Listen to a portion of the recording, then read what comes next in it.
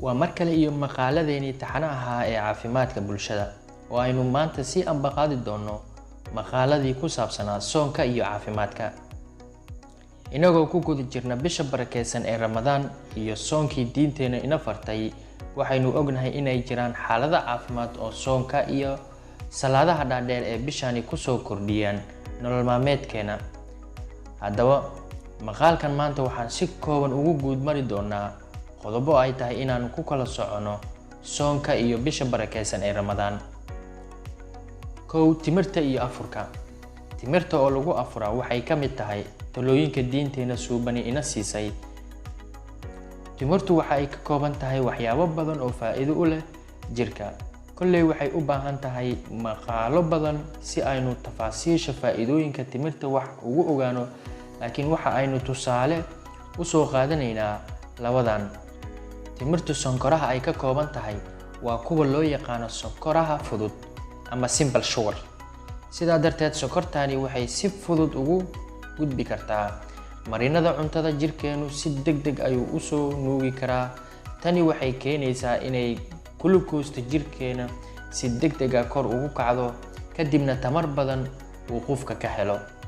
marka labaad, timirta waxaa aad ugu badan macdanta la yiraahdo potassium oo aad muhiim uga ah shaqada muruqyada, waxayna naqataa in qofka itaal dareeyo marka uu sooman yahay ama ay ku adkaato shaqada iyo dhaqdhaqaaqyada badnida uu guud ahaanba sameynayo.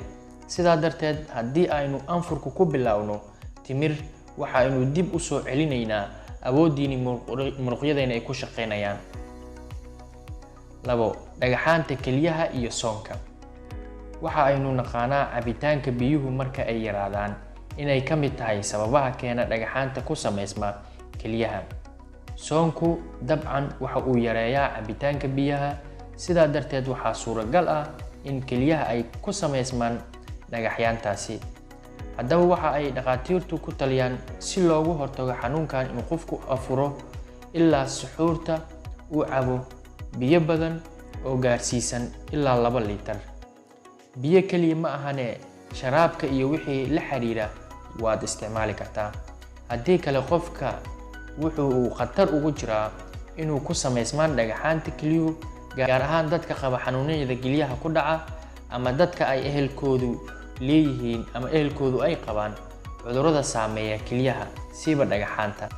3, caruurta iyo soonka. waalid badan ayaa isweydiinaya inay caruurtu da'doodu ka yar tahay ay awoodaan ama awood u leeyihiin inay soomaan iyo in kale, iyo haddii dhibaatooyin caafimaad ay ka soo gaarayaan soonka. haddaba caruurta yaryari inay soomaan way fiican tahay, waana tababar loogu diyaarinayo si ay ula qabsadaan soonka marka ay weynaadaan. laakiin waxaa muhiim ah inay yareeyaan ciyaarta iyo dhaqdhaqaaqyada ay sameynayaan si ay u ilaashadaan tamarta jirkooda ku jirto. waxaa oo kaloo fiican in waalidka mashquuliyo caruurta, sida inuu u ogolaado inay daawadaan TV-ga ama ciyaaraha macmacaanka iyo suxuurta.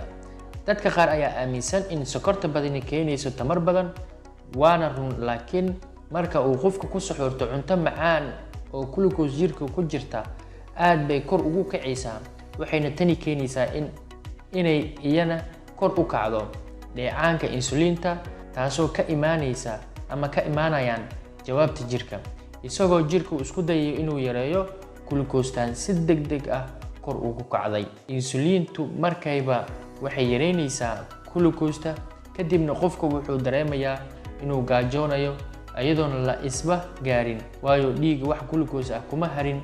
si kooban, si aad u yareyso dareenka gaajada, iska yareey cuntooyinka macmacaan ee aad cunayso xilliga suxuurta. 5, laabdilaaca iyo soonka. waxaa ka mid ah dhibaatooyinka la xiriira maalmaha hore ee soonka, laakiin maalmaha dambe waxa ay yaraataa. jirkuna waa in uu la qabsadaa isbedelada ku yimid waqtiyada cuntada la cuno. dabcan calooshu markay maran tahay waxay soo deynaysaa acidyo ama gastric acid, taasoo ay adeegsan jirtay inay ku burburiso cuntada lafka. laakiin marka uu qofka sooman yahay, acidkii caloosha laga soo deynayay meel maran bay ku dhacayaan, kadibna waxaa suuragal ah inay dib u soo raacdo dhuunta cuntada soo marto, kadibna qofka uu dareemo laabdilaac.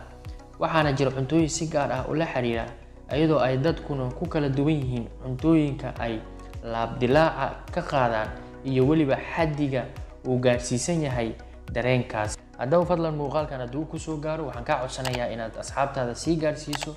haddaad noogu cusub tahay inaad soo dhawaato subscribe noo saarto aad baad u mahadsan tahay. laagtana ha ilaawin.